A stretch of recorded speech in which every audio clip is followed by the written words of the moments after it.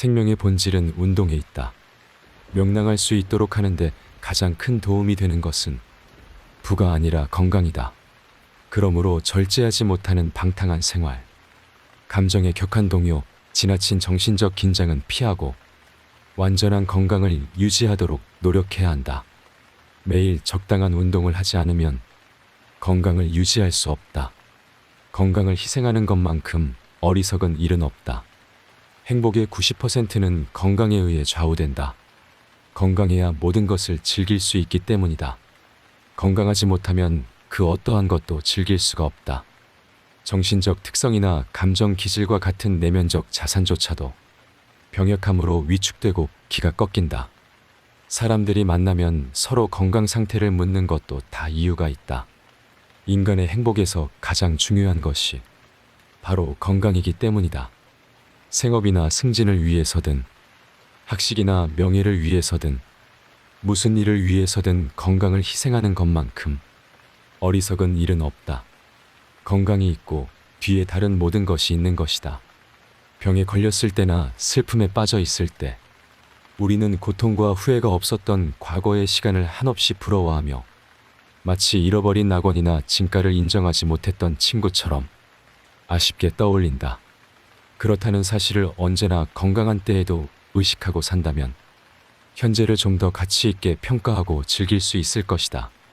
현재를 즐기는 것이 가장 현명한 지혜다.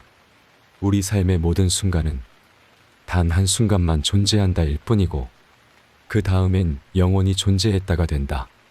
생명의 샘을 끊임없이 채울 수 있다는 은밀한 의식이 우리 마음속 깊은 곳에 자리하고 있지 않다면 우리는 어쩌면 흘러가는 짧은 생을 보며 미쳐버리고 말지도 모른다.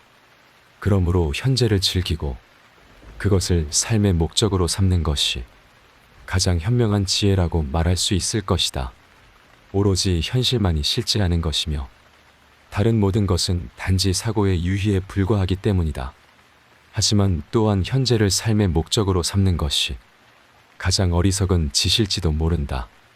다음 순간 더 이상 존재하지 않는 것, 꿈처럼 완전히 사라져 버릴 것을 진지하게 추구할 가치는 없기 때문이다.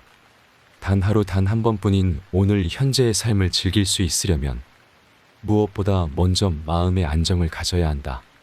오늘이라는 날은 단 한 번뿐이고 두 번 다시 찾아오지 않는다는 사실도 알아야 한다. 그런데 우리는 오늘이라는 날이 내일 다시 찾아올 것으로 착각한다.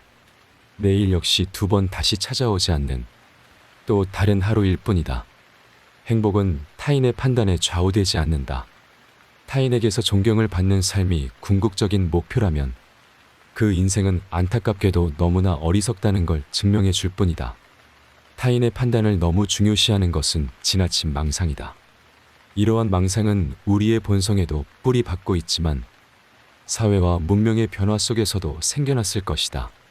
그러한 망상은 우리의 행위 전체에 엄청난 영향을 미치고 우리의 행복에 해로운 작용을 한다. 남들이 뭐라고 할 것인가의 노예가 되어 시종 불안에 사로잡혀 살기 때문이다. 불행해지지 않는 가장 확실한 방법. 행복과 쾌락은 멀리서는 보이지만 가까이 다가가면 사라지는 신기루에 불과하다. 반면 고통과 고뇌는 현실 속에서 직접 드러나므로 착각하거나 기대할 필요가 없다. 이러한 깨달음이 결실을 맺으면 행복과 쾌락을 쫓으려 하지 않고 오히려 고통과 고뇌가 다가오는 걸 막으려고 할 것이다. 그러면 우리는 세상이 제공하는 최선의 것은 고통이 없는 조용하고 견딜 만한 생활이라는 것을 알게 된다. 그러한 삶을 확실하게 실현하기 위해서는 우리의 요구를 한정시켜야 한다. 즉, 너무 불행하지 않으려면 너무 행복해지려는 요구를 하지 않아야 한다는 것이다. 그것만이 가장 확실한 방법이기 때문이다. 어떤 경우라도 그 정반대의 사태를 예상하라. 우리는 언제나 시간의 작용과 변모하는 상황에 대하여 유의하지 않으면 안 된다. 따라서 현재 눈앞에 일어나고 있는 사태에 대하여 슬기롭게 대처하고 곧 그와 정반대되는 사태를 예상하고 행복할 때에는 불행을, 우애에는 반복을, 개인 날에는 흐린 날을, 사랑에는 증오를, 신뢰와 신중의 토로에는 배신과 회한을, 분명히 상상해 보아야 하며 이렇게 하는 것이 곧 지혜의 진수를 습득하는 길이다. 분노를 자제하라. 격정된 분노는 천박하다. 자신의 격정된 분노 혹은 증오심을 말과 표정으로 표현하는 것은 자신을 위태롭게 함은 물론 옹졸하고 천박한 짓이다. 따라서 분노와 증오는 정확한 행위에 의해서만 표시되어야 한다. 그런데 증오를 완전히 수행하려면 그만큼 분노를 자제할 필요가 있다. 작은 것에 얽매이면 큰 것을 놓친다. 몸에 조그만 상처가 나거나 통증이 있으면 건강한 몸 전체에 대해서는 조금도 달갑게 여기지 않고 오직 그 환부의 고통만이 마음에 걸려 삶에 대한 즐거움을 느끼지 못하게 된다. 또한 우리들의 사업이 순조롭게 진행되어도 오직 한 가지만 뜻대로 되지 않으면 비록 사소한 일이라도 그것만이 걱정되고 원만히 진행되는 보다 중요한 모든 일이 거의 잊혀진다. 존경받고 싶다면 침묵을 지켜라. 허영은 말이 많으며 자부심은 말이 적다. 그런데 언제나 말이 많은 것보다 침묵을 지키는 것이 한층 더 손쉽게 다른 사람들의 존경을 받게 되므로 허영심이 많은 사람들은 이 사실을 깨달아야 할 것이다. 그리고 자부하려는 생각만으로는 단지 그럴싸하게 보일 따름이다. 그러므로 그릇된 일시적인 존재는 얼마 가지 않고 무너져 버리고 마는 것이다. 왜냐하면 참된 자부심은 오직 자기의 장점과 뛰어난 가치에 대한 움직일 수 없는 확신에 의해서만 이루어지기 때문이다. 적당히 냉담한 태도로 평정을 유지하라. 누구나 상대를 너그럽게 대하면 버릇이 없어지는데 이 점은 어른도 아이들과 마찬가지로 예외일 수 없다. 그러므로 상대에 대해서도 지나치게 관대하거나 다정하여서는 안 된다. 돈을 꾸어주지 않았기 때문에 친구를 잃은 예는 없지만 돈을 꾸어준 것이 화근이 되어 사이가 나빠지는 것은 가끔 일어나는 일이다.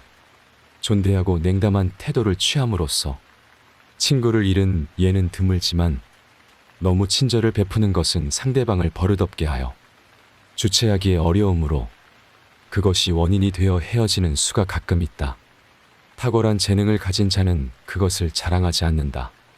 우리는 무엇보다도 모든 허식을 삼가야 한다. 그것이 언제나 천시되는 것은 첫째로 그것이 거짓이고 자기의 무능에 대한 두려움에서 비롯된 비열한 행위이며 둘째로 자기를 자기 이상으로 보이려는 자기 탄핵이기 때문이다. 어떤 성격이나 재능을 속이고 이를 자랑하고 노출되는 것은 자신이 그러한 성격이나 재능을 갖고 있지 않다는 사실을 자백하는 것과 같다. 따라서 용기, 학식, 재능, 여자, 재산, 지위 이 밖에 무엇이라도 그것을 코에 거는 자가 있다면 그에겐 바로 자랑 삼는 그것이 결핍되어 있다고 단정하여도 좋다. 정말로 어떤 탁월한 점이나 뛰어난 면을 소유하고 있는 자라면 스스로 만족할 뿐 그것을 자랑할 필요가 없다. 즐거움은 일상 속에서 천천히 다가온다.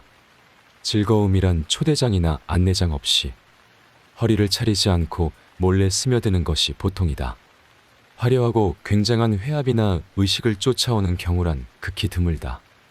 대개는 사소한 이유로 일상생활을 흔히 있는 환경 속에서 스스로 나타나는 것이다.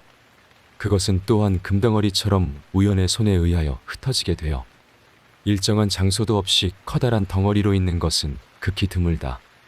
이 즐거움은 대체로 조금씩 발견된다. 고독에 익숙해져라. 그리고 고독을 사랑하라. 고독한 생활을 수반되는 모든 손실은 미리 대책을 강구할 수 있지만 사교적인 생활은 비만과 사기에 충만하여 유흥이나 쾌락의 이면에는 영원히 회복할 수 없는 엄청난 위해가 때때로 숨어 있다. 그러므로 청년 시절부터 고독만이 참된 행복과 안정을 부여하는 것임을 깨닫고 고독을 사랑하고 고독을 감당하는 법을 배워두는 것이 가장 중요하다. 지적인 자가 원하는 것은 쾌락이 아니라 고통이 없는 상태이다. 인생이라는 고뇌로 충만된 곳을 즐거운 장소로 만들려는 것은 터무니없는 생각이다. 쾌락과 기쁨을 목적으로 하지 말고 될 수 있는 대로 다만 고통이 없기를 원해야 하는데 대부분의 사람들은 스스로 그 반대편을 택한다.